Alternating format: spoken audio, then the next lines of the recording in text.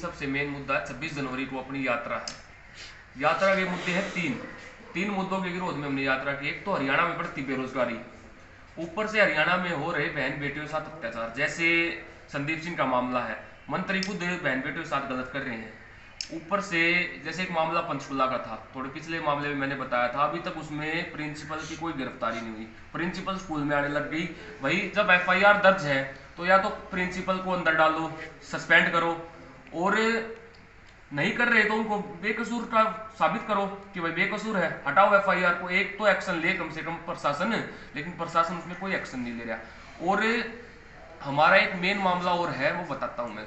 जैसे संदीप सिंह का मामला चल रहा है, अभी पंचायत हुई थी, पंचायत में फिर से 23 तारीख तक का अल्टीमेटम दिया पंचायत ने, और 23 तारीख को फिर से पंचायत की है, तो तब तक हम कुछ करेंगे नहीं। लेकिन मामला है 1 तारीख से, 1 फरवरी से हम झज्जर से और चंडीगढ़ तक पैदल यात्रा करेंगे, यूथ आर्मी की तरफ से, उनके पदाधिकारियों की तरफ से। और उसमें खासकर ये है भाई, खट्टर साहब को एक खुलेआम से चेतावनी कि भाई खट्टर साहब, आपके पास 1 तारीख तक का समय है।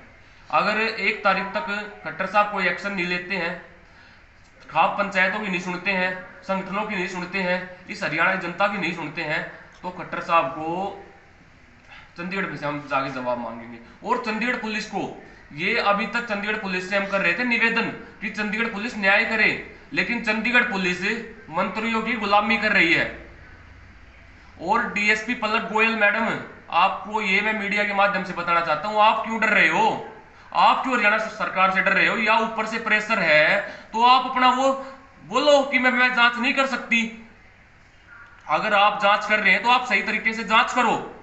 और पलक गोयल मैडम से भी, डीजीपी चंडीगढ़ पुलिस से भी, और हरियाणा के निकम्मे मुख्यमंत्री को, हरियाणा के निकम्मे मंत्री अनिल विज को ये खुले रूप से चेतावनी है, या तो भाई जल्दी से जल्दी न्याय करो, उसे हमारी बहन को न्याय दो, नहीं तो भाई मजबूरन हमें चंडीगढ़ आना पड़ेगा। और अगर यात्रा के दौरान कोई दुर्घटना होती है, जो हमारे साथी हमारे साथ चलेंगे, संख्या देखो चालू हो गए 20 से 2000 और 20,000 होगी, तो उसकी जिम्मेवार भी सरकार है। या तो न्याय कर दे, नहीं तो फिर हमें झज्जर से निकलना पड़े। और चलते समय हमारे किसी भी साथी के साथ कोई दुर्घटना होती है तो उसकी जिम्मेवार हरियाणा की सरकार होगी, हरियाणा के मुख्यमंत्री मनोहर लाल खट्टर होंगे। और खट्टर साहब, जैसे आप अपने मंत्री को बचा रहे हो ना, पूरे हरियाणा में, प्रदेश में रोष हो रहा है, लेकिन मंत्री जी खट्टर साहब अपने मंत्री को बचाने की कोशिश कर रहे हैं, महकमा बदल दिया। भाई जब तक वो मंत्री रहेगा, जब तक अच्छे से जांच नहीं हो सकती। और मतलब बात क्या हो रही है कि एक नारा आया था, एक देश एक विधान, लेकिन मंत्रियों के लिए वो विधान भी अलग हो गया। आम आदमी होता तो भाई अंदर होता अभी तक, लेकिन अभी तक मंत्री को अंदर नहीं डाला गया, तो मंत्री को तुरंत अंदर डाले सरकार, नहीं तो हमें मजबूरन 1 तारीख को हम यहां से निकलेंगे और हर शहर से प्रदर्शन करते हुए चंडीगढ़ पहुंचेंगे। और उसके दौरान कोई भी लाइन ऑर्डर खराब होगा, कोई दुर्घटना होगी, तो सरकार जिम्मेवार होगी, सरकार को जवाब देना पड़ेगा। और सरकार युवाओं को, इस हरियाणा प्रदेश को, इन खाप पंचायतों को, इन सामाजिक संगठनों को हल्के में न ले। अगर ये अपनी आड़े पे उतरे आए, हरियाणा की भाषा में बताऊं, ये अपनी आड़ी पे आ गए तो सरकार ने जवाब देना भारी हो जाएगा, और हरियाणा पुलिस ने इनको रोकना भारी हो जाएगा। फिर आर्मी बुलानी पड़ेगी, सीआरपी बुलानी पड़ेगी। तो भाई खट्टर साहब, आपसे निवेदन है और आपको एक खुली चेतावनी है कि भाई आप जल्दी से जल्दी न्याय कर दो।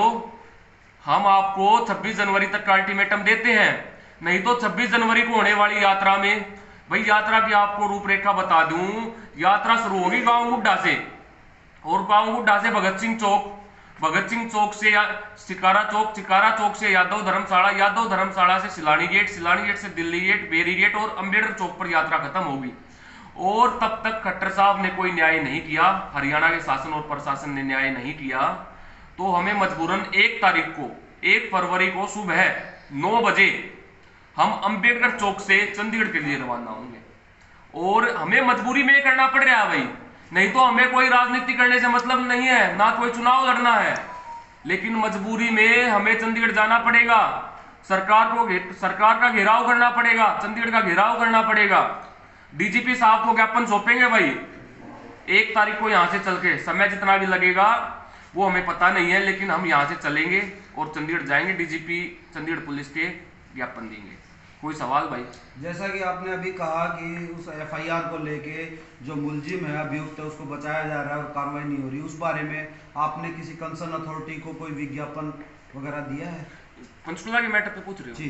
पंचकुला के मैटर पे मैं वहां पे गया था, हमने वहां पे बातचीत भी की, सीआईडी वालों से भी हमारी बातचीत हुई, उन्होंने हमसे संपर्क किया, प्रेस कॉन्फ्रेंस भी की, उस स्कूल में भी गए, तब तक वो मैडम वहां पर नहीं आ रही थी। अभी आज वो मैडम उस स्कूल में पहुंची भी है और प्रशासन ये कह रहा था कि मैडम है अंडरग्राउंड, मैडम हमें मिल नहीं रही।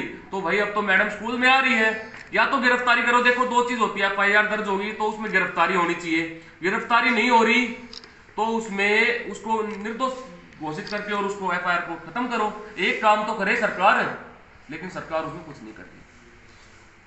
और किसी भाई का भाई कोई सवाल?